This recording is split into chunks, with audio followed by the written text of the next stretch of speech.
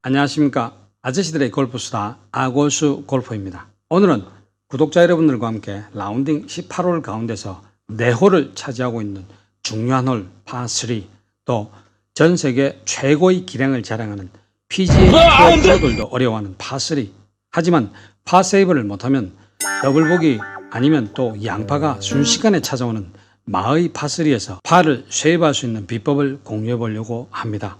오늘 여러분들과 공유하는 내용, 파3에서 아이언샷을 어떻게 하고 홀 공략을 어떻게 해야 할지 팁을 참고하시면 시즌 내내 더 많은 버디 기회와 파 세이브를 할 수 있을 것이라고 생각됩니다.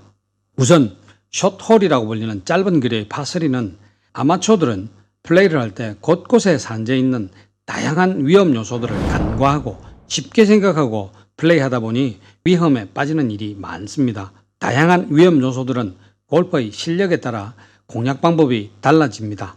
먼저 초보자들 같은 경우는 볼을 그린에 올리는 것에 목적을 둬야 되고, 보기 플레이 정도의 골퍼들은 자신감을 가지고 홀에 임하는 것은 좋으나 너무 자신의 실력을 오판해서 큰 자신감을 가지고 임하게 되면 자칫 화를 부를 수 있으니 주의를 해야 됩니다. 그리고 싱글 플레이어들은 그날 컨디션에 따라서 오늘 샷이 잘 된다 그러면 좀 공격적으로, 또 컨디션이 저조해서 아이언샷의 방향성에 대해서 자신이 없을 경우는 방어적으로 파세이브를 지키는 계획적인 운영이 필요한 것이 파3 홀이란 것을 아마추어 골퍼들도 알고 있는 상황입니다. 그렇습니다. 파3 홀의 목표는 분명히 파가 되어야 되며, 또 파를 하기 위해서는 자신의 실력을 바로 알고 자신의 실력을 참고로 해서 샷을 하면 좋은 결과가 나올 것입니다. PGA 투어에서 최고의 골퍼들도 어려워하는 홀이 파3 홀입니다. 그 이유가 파4나 파5 홀은 한번 실수를 해도 실수를 만회할 기회가 있지만 파3 홀은 그렇지 못하기 때문입니다. 한 번의 티샷 실수는 보기나 더블로 이어져서 경기 흐름을 망치기가 일쑤입니다. 특히 한국의 골프장들은 대부분 산악지형에 조성이 되어 있고 지형 특성상 내리막과 오르막이 많아서 파3 홀 공략이 더욱더 어려운데요. 우리 아마추어 골프 여러분들과 이런 파3 홀 공략 방법을 공유하고자 합니다. 티잉그라운드, 티박스에 서면은 제일 먼저 그린을 보는 것이 아니라 그린 주변의 장애물을 먼저 살펴봐야 됩니다.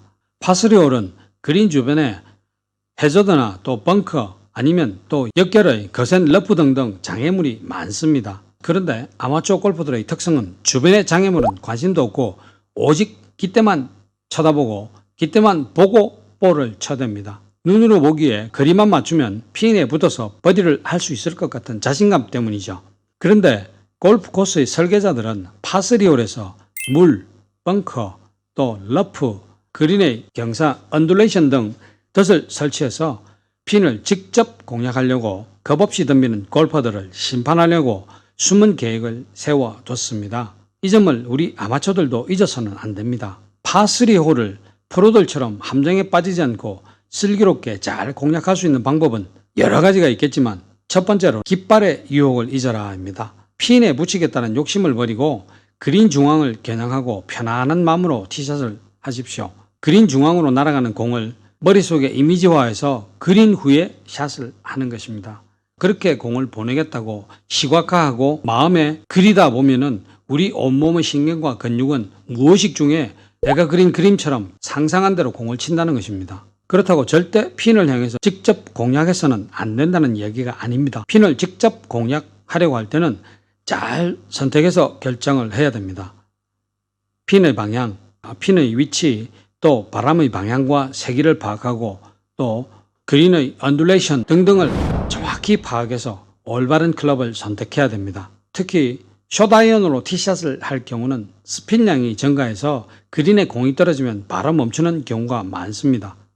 미들 아이언이나 롱 아이언일 때는 공이 굴러가는 방향까지도 계산해야 됩니다. 이럴 때는 핀을 직접 겨냥하기보다는 자신의 구질에 따라서 해저드나 장애물을 피해서 그린의 여유 공간이 많은 쪽을 선택해서 샷을 하는 것이 파세이브 확률을 높여줍니다. 또 두 번째는 내리막 홀 공략 방법입니다. 티박스에 서보면 아래쪽에 그린이 위치한 홀은 전체를 볼 수가 있어서 공략이 쉽다고 생각할 수 있습니다. 하지만 각별한 주의가 필요한 것이 바로 이런 홀인데요. 내리막 홀에서는 평지보다 공의 채공 시간이 길어서 미스샷이 나오면 더 많이 휘게 됩니다.